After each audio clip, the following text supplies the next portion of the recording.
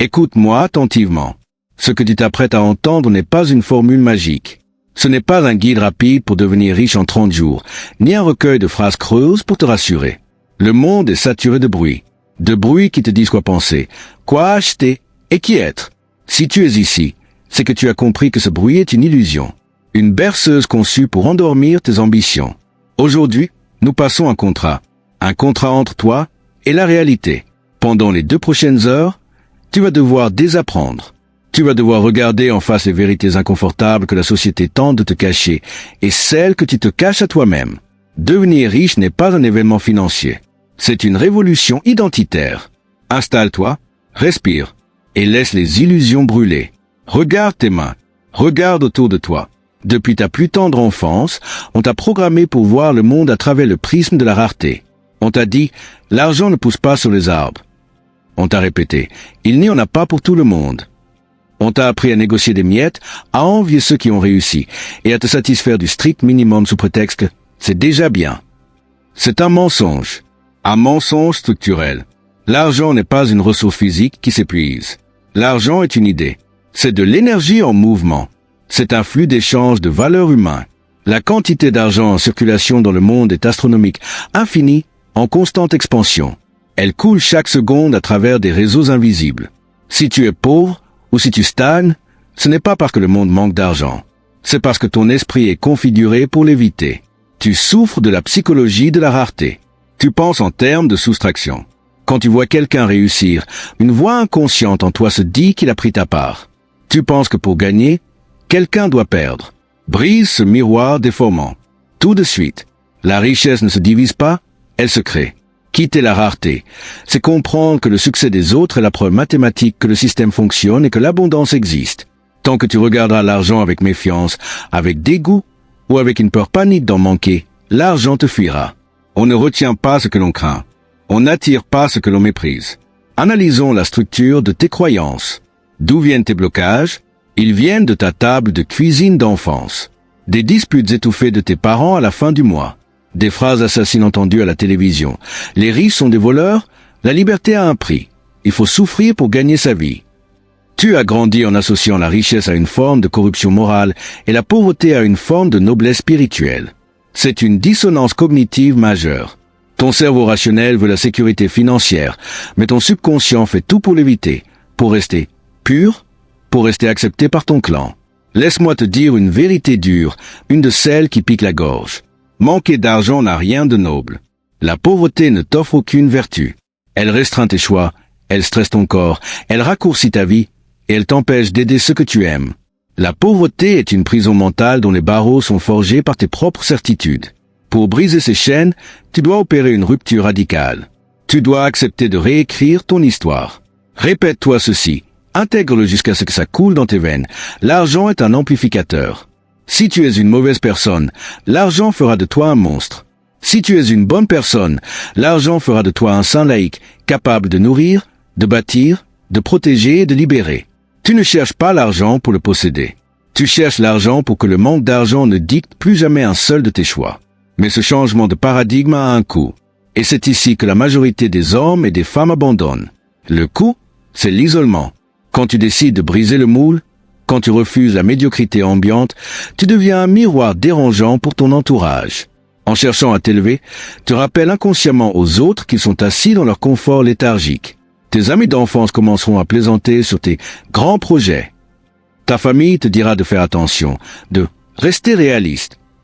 Ils t'aimeront, oui, mais ils t'aimeront tel que tu es, pas tel que tu veux devenir.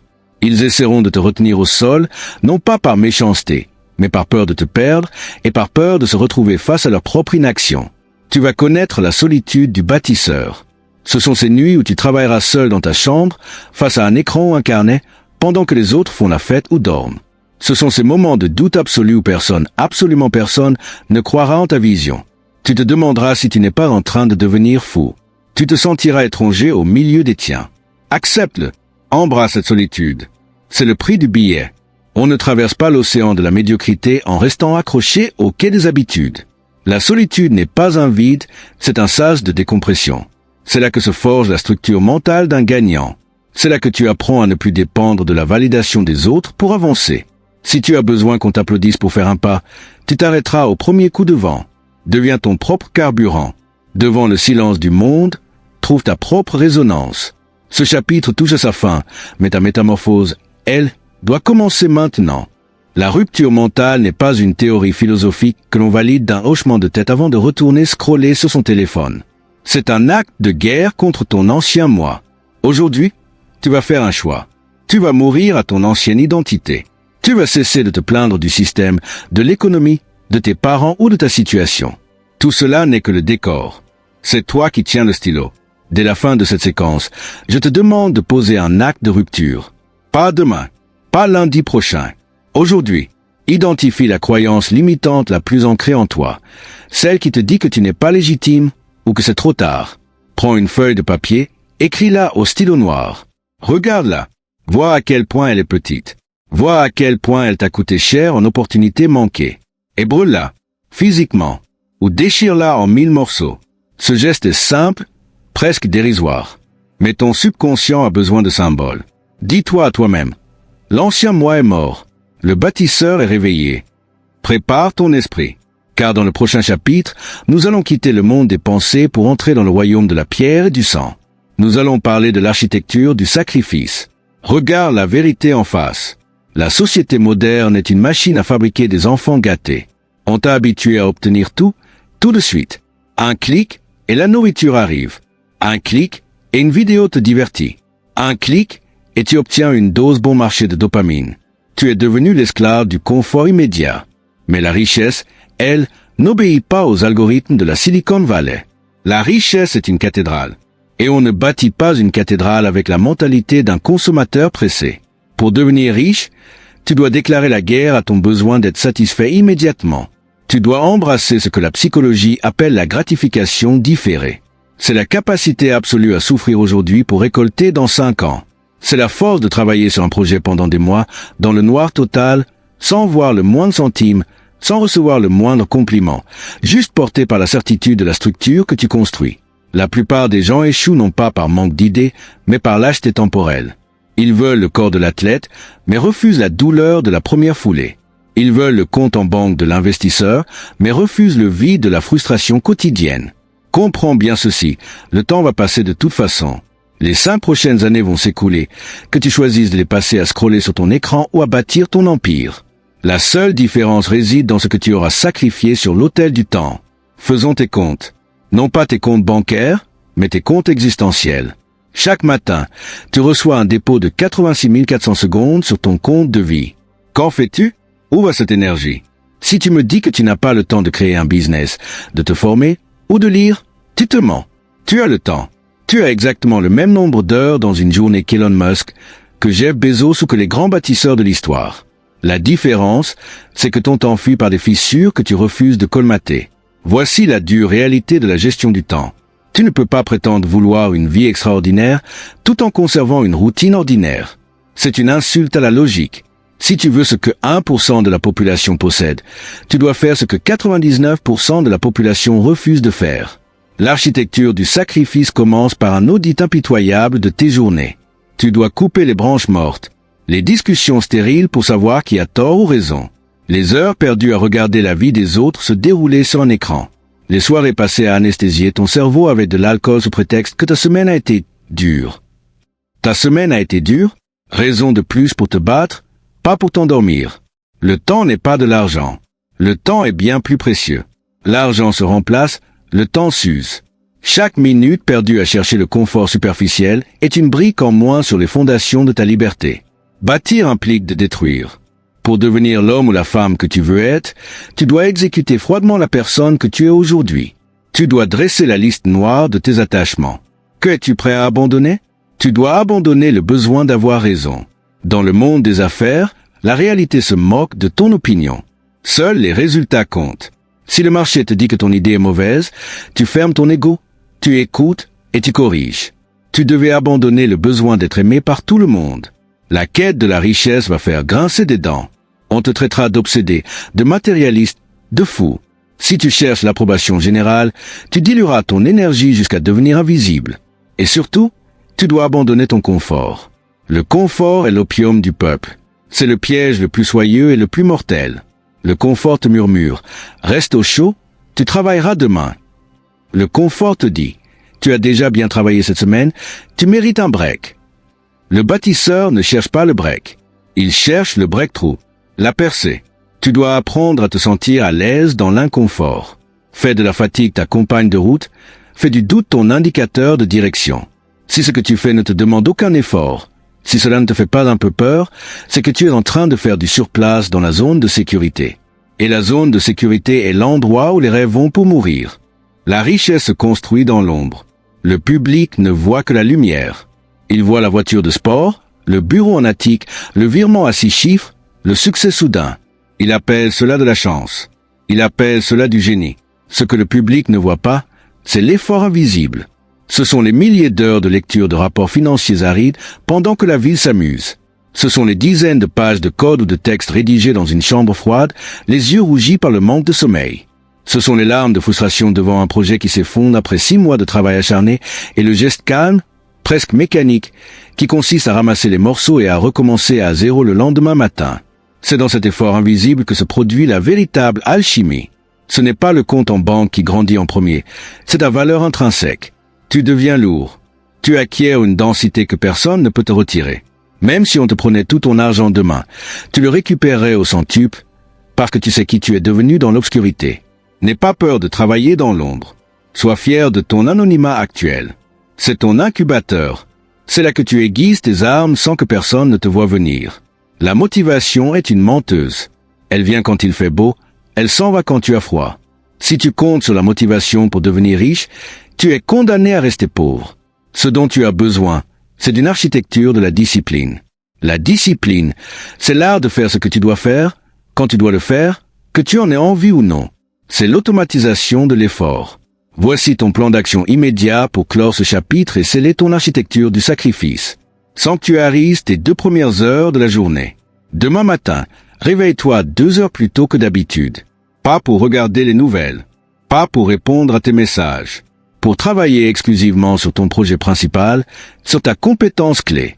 Avant que le monde ne se réveille, tu as déjà gagné la journée. Élimine une distraction majeure. Choisis l'application, le jeu ou l'habitude qui te vole le plus de temps chaque semaine. Supprime-la. Désinstalle-la. Pas pour une semaine, pas pour tester. Définitivement. Libère cet espace cérébral. Crée ton rituel de l'inconfort. Fais chaque jour une chose difficile qui te repousse, juste pour rappeler à ton cerveau qui est le maître ici. Une douche froide, un appel de vent stressant, une heure de lecture technique complexe. Ne recule pas. Le sacrifice d'aujourd'hui est la liberté de demain. Si tu refuses de payer le prix de la discipline maintenant, tu paieras le prix du regret plus tard. Et le regret pèse des tonnes, alors que la discipline ne pèse que quelques grammes. Prépare-toi. Nous venons de poser les fondations de la structure. Dans le prochain chapitre, nous allons apprendre à monnayer cette force. Nous allons entrer dans la mécanique pure de la richesse. Regarde autour de toi. Écoute ce que répète la masse. On t'a appris à l'école, puis au travail, que pour gagner plus d'argent, il fallait travailler plus dur. On t'a dit que la sueur de ton front était directement proportionnelle à la taille de ton compte en banque. On t'a inculqué le culte du labeur horaire. C'est un mensonge mathématique. Si l'effort physique et le nombre d'heures passées au travail étaient la clé de la richesse, les ouvriers du bâtiment, les infirmières de nuit et les agents d'entretien seraient tous multimillionnaires. Et les spéculateurs ou les propriétaires d'empires seraient au bas de l'échelle. Le marché ne récompense pas ton effort. Le marché ne s'intéresse pas à ta fatigue. Le marché ne paye pas ton temps. Le marché paye uniquement la valeur. L'argent est un flux d'énergie qui suit la valeur perçue. Tu n'es pas payé pour le temps que tu passes à faire une tâche, tu es payé pour la difficulté de la tâche que tu résous. Si ce que tu fais peut être appris par un jeune de 18 ans en 2 semaines, ta valeur sur le marché est proche de 0. Peu importe si tu passes 14 heures par jour et que tu rentres chez toi épuisé. Devenir riche, c'est arrêter de vendre ses heures pour commencer à vendre des solutions. C'est passer du statut de force de travail interchangeable à celui d'architecte de valeur unique. Comment se mesure la valeur ? Elle se mesure à la taille et à la complexité des problèmes que tu es capable de résoudre. Pense à l'économie comme à une pyramide de problèmes. Au bas de la pyramide se trouvent les problèmes simples, linéaires, répétitifs. Livrer un colis, remplir un tableau Excel, nettoyer une surface. Des millions de personnes peuvent le faire. La concurrence y est féroce, les marges sont misérables. Si tu te bats dans cette arène, tu te condamnes à la pauvreté ou à la stagnation permanente. Plus tu montes dans la pyramide, plus les problèmes deviennent complexes, flous, stratégiques. Comment redresser une entreprise en faillite? Comment optimiser la fiscalité internationale d'une structure pour économiser des millions? Comment concevoir un algorithme qui capte l'attention de millions d'utilisateurs? L'équation de la richesse est d'une simplicité biblique. Ton niveau de revenu sera toujours proportionnel à la rareté de tes compétences et à la taille du problème que tu règles.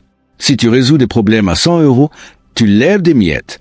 Si tu résous des problèmes à 1 million d'euros, tu touches des fortunes. Le travail du bâtisseur ne consiste pas à chercher un emploi plus facile, mais à s'éduquer de manière si agressive qu'il devient capable de porter des charges cognitives et stratégiques que les autres fuient par paresse ou par peur. Arrête de demander au monde de te payer plus. Demande-toi plutôt, quel problème majeur suis-je en train de résoudre pour le monde? Si la réponse est aucun, alors ton salaire actuel est déjà une anomalie généreuse. Maintenant, parlons de ton positionnement. Comment devenir indispensable? Comment faire en sorte que le marché vienne à toi, à tes conditions et à ton prix? Tu dois construire ton monopole personnel. Dans l'ancien paradigme, on te disait de devenir généraliste, d'avoir des compétences moyennes partout pour rassurer les recruteurs. C'est la recette parfaite pour finir broyé dans la masse des anonymes. Le généraliste est remplaçable d'un claquement de doigts. Le bâtisseur, lui, cherche l'hyperspécificité. Il ne cherche pas à plaire à tout le monde. Il croit ses compétences pour créer une niche où il est le seul à respirer. Si tu es simplement un copywriter, tu es en concurrence avec la terre entière et les intelligences artificielles. Si tu es un copywriter spécialisé dans les emails de vente pour les logiciels de cybersécurité, parlant couramment 3 langues et comprenant la psychologie des directeurs informatiques, tu n'as plus de concurrents. Tu es une denrée rare. Tu es une anomalie sur le marché. Trouve ton intersection. Combine tes talents, tes obsessions, tes expériences de vie uniques. Deviens si bon, si précis, si pointu dans ta niche que le marché ne puisse plus t'ignorer. Ne sois pas un choix parmi d'autres. Sois la seule option logique pour celui qui a un problème spécifique à régler. Quand tu atteins ce niveau, le prix cesse d'être une discussion. Il devient une formalité. Comprends bien la nuance entre créer de la valeur et la capter. La majorité des gens passent leur vie à essayer de capter l'argent des autres. Ils ouvrent des business pour prendre l'argent là où il est. Ils vendent des produits médiocres avec un marketing agressif. Ils cherchent la faille dans le système pour s'enrichir rapidement sans rien donner en échange. C'est la mentalité du parasite. Et le parasite finit toujours par mourir avec son hôte. La richesse durable, celle qui bâtit des empires, repose sur la création de valeur. Créer de la valeur, c'est laisser les gens, les entreprises ou les situations dans un meilleur état que celui dans lequel tu les as trouvés. C'est faire gagner du temps aux gens, leur faire économiser de l'argent, soulager leur douleur, augmenter leur statut. Plus tu donneras de la valeur de manière disproportionnée au marché, plus le marché te renverra de la richesse par effet de ricochet. Ce n'est pas de la magie, ce n'est pas du karma, c'est de la mécanique économique. L'argent est la monnaie de la confiance. Crée une valeur immense, et l'argent ne sera qu'un sous-produit inévitable de ton activité. Assez parlé de théorie. Le marché n'écoute que les actes. Ce chapitre doit se traduire par une réévaluation immédiate de ta valeur sur l'autel de la réalité. Voici tes ordres de marche pour cette semaine. Identifie ta compétence clé Income Skill. Quelle est la compétence que tu possèdes ou que tu dois acquérir d'urgence qui peut générer au moins 10 000 € par mois par sa simple rareté? Si tu n'en as pas, ton unique travail à partir de ce soir est de te former à une compétence complexe, code, vente de haut niveau, architecture système, ingénierie de données. Fais l'inventaire des problèmes. Regarde ton secteur d'activité actuel. Quels sont les 3 plus grands problèmes qui font perdre de l'argent ou du temps à tes clients ou à tes supérieurs? Choisis un. Étudie-le jusqu'à en devenir l'expert absolu. Conçois une solution et va la proposer. Double tes standards. Arrête de livrer un travail suffisant. À partir d'aujourd'hui, chaque livrable, chaque message, chaque projet qui sort de tes mains doit être d'une qualité si chirurgicale qu'elle choque ton interlocuteur. Devance les besoins. Donne 10 fois plus que ce que l'on attend de toi. Deviens indispensable. Deviens l'homme ou la femme que l'on ne peut pas remplacer sans que tout le système s'effondre. Le monde est rempli de gens qui demandent de la valeur. Sois celui qui l'apporte. Ajuste ton esprit. Nous venons de comprendre comment capter le flux financier par la valeur. Dans le prochain chapitre, nous allons affronter le monstre que tout le monde redoute, mais que le bâtisseur doit apprivoiser. Le risque, le vide et l'art de pivoter quand tout s'écroule. Regarde-les. Regarde la masse des hommes et des femmes qui t'entourent. Que cherchent-ils par-dessus tout? La sécurité, la garantie, la certitude du lendemain. Ils veulent signer un contrat qui leur promet qu'à la fin du mois, quoi qu'il arrive, ils recevront leur petite ration de survie. Ils appellent cela de la prudence. Moi, j'appelle cela une reddition. La quête obsessionnelle de la sécurité est la laisse la plus courte que la société t'ait mise au cou. On t'a programmé pour avoir une peur panique du vide, du rouge sur le compte, de la possibilité de tout perdre. On t'a appris à voir le risque comme un ennemi mortel, une anomalie à éviter à tout prix. Mais laisse-moi te révéler la première loi de la physique financière. La sécurité et la richesse sont inversement proportionnelles. Plus tu chercheras des garanties, moins tu accumuleras de capital. La richesse est une prime payée par le marché à ceux qui acceptent de naviguer dans le brouillard de l'incertitude. Si tu veux le confort de la certitude, tu acceptes par définition de plafonner tes revenus au prix fixé par quelqu'un d'autre. Tu acceptes de louer ton cerveau à un homme qui, lui, a pris le risque que tu as fui. Arrête de vouloir entreprendre ou investir en demandant des filets de sécurité. Le seul véritable filet de sécurité dans ce monde, c'est ta propre capacité à rebondir. Le reste n'est qu'une illusion bureaucratique qui s'effondrera à la première crise économique. Pourquoi as-tu peur d'échouer? Parce que tu traites l'échec comme un événement émotionnel. Quand ton projet échoue, quand ton produit ne se vend pas, quand ton associé te trahit, tu t'effondres. Tu te dis « je suis un raté ». Tu associes l'échec à ton identité, à ton estime de toi, à ton statut social face au regard des autres. C'est une erreur de débutant, une erreur de configuration mentale. Pour le bâtisseur, l'échec n'a rien de personnel. L'échec n'est pas une tragédie grecque. C'est un retour d'expérience scientifique. C'est du feedback pur. C'est une ligne de code qui indique une erreur de syntaxe dans ton exécution. Rien de plus, rien de moins. Les scientifiques ne pleurent pas quand une expérience en laboratoire échoue. Ils prennent des notes, ils disent « le mélange A et le composé B ne produisent pas le résultat attendu ». Ils éliminent la variable et passent à la suivante. Tu dois traiter ta vie financière exactement de la même manière. Ton premier business s'est effondré? Merveilleux. Tu viens d'apprendre 50 manières de ne pas gérer une trésorerie. Tu as perdu 10 000 euros? Ce n'est pas une perte, c'est le prix des frais de scolarité de l'école de la vie réelle. Ceux qui échouent le plus sont souvent ceux qui finissent par gagner le plus gros, parce qu'ils accumulent des données à une vitesse que les prudents ne peuvent même pas concevoir. Pendant qu'ils théorisent sur le risque, toi, tu te fais frapper par la réalité, tu cicatrices et tu deviens immunisé. Mais attention, il y a une différence fondamentale entre la persévérance héroïque et la stupidité obstinée. La persévérance ne signifie pas frapper sa tête contre un mur de béton en espérant que le mur cède. Si le marché te dit non, si les chiffres te disent non, si le sol se dérobe sous tes pieds après des mois d'efforts sincères, tu ne dois pas sombrer avec le navire par simple fierté. Tu dois maîtriser l'art du pivot. Pivoter, c'est garder les yeux fixés sur le sommet de la montagne, ton objectif de richesse et de liberté, mais accepter de changer radicalement de sentier si celui que tu empruntes est bloqué par une crevasse. C'est la flexibilité tactique au service d'une obsession stratégique. Quand tout s'effondre autour de toi, et cela t'arrivera, prépare-toi à ce que cela t'arrive. L'homme ordinaire panique, se plaint et cherche des coupables. Le bâtisseur, lui, s'assoit au milieu des ruines. Il prend une grande inspiration. Il coupe ses émotions. Et il pose une seule question froide. Quelle est la configuration actuelle de la réalité?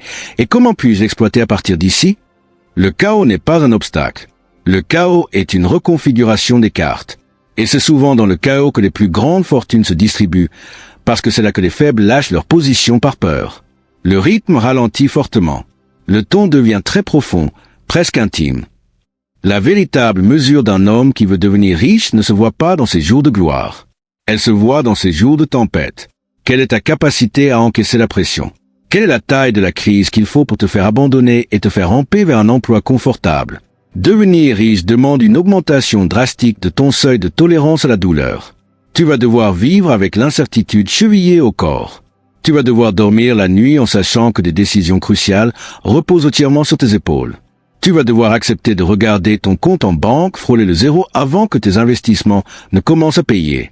Si tu t'effondres à la première lettre de relance, à la première critique publique ou au premier refus d'un client, tu n'as pas les épaules pour la richesse. L'argent lourd cherche des esprits lourds. Si tu es léger, si tu es fragile, le poids du capital te brisera de toute façon. Fortifie ton esprit. Accueille le stress non pas comme une agression, mais comme le poids des haltères qui développent tes muscles mentaux. Tu es en train de devenir indestructible. Assez reculé. La peur se dissipe dans l'action, jamais dans la réflexion. Ce chapitre exige que tu regardes tes peurs financières dans les yeux et que tu sautes dans le vide de l'action. Voici tes ordres de marche immédiats pour apprivoiser le risque. Identifie ta décision fantôme. Quelle est cette action que tu repousses depuis des semaines par peur d'échouer ou de perdre de l'argent? Lancer ce produit, quitter ce travail à mi-temps, investir cette somme dans ta formation, appeler ce gros client. Tu vas la lister ce soir. Définis le pire des scénarios, fear setting. Écris précisément ce qui se passerait si cette action échouait lamentablement. Serais-tu mort? Serais-tu à la rue? Non. Dans 95% des cas, le pire des scénarios est inconfortable, mais parfaitement surmontable. Élimine le monstre imaginaire que ton cerveau a créé.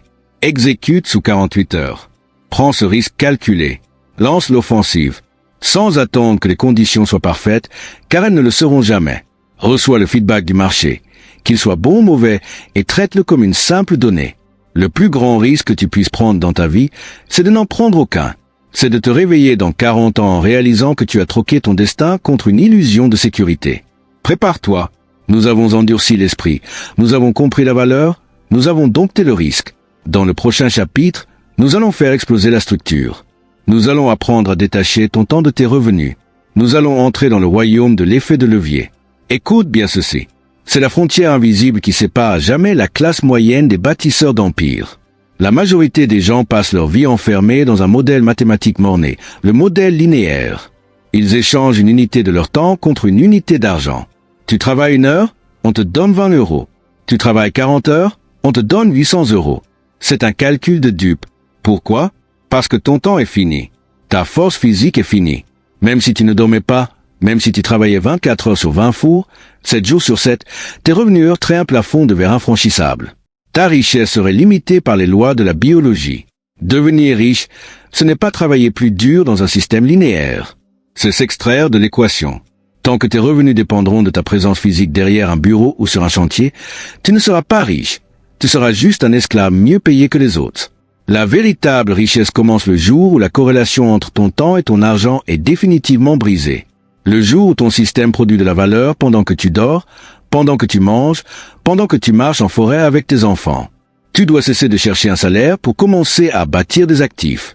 Comment briser cette barrière linéaire? En utilisant la force la plus puissante de l'univers économique, l'effet de levier. Archimède disait, « Donnez-moi un point d'appui et un levier, et je soulèverai le monde. » En finance, c'est exactement la même chose.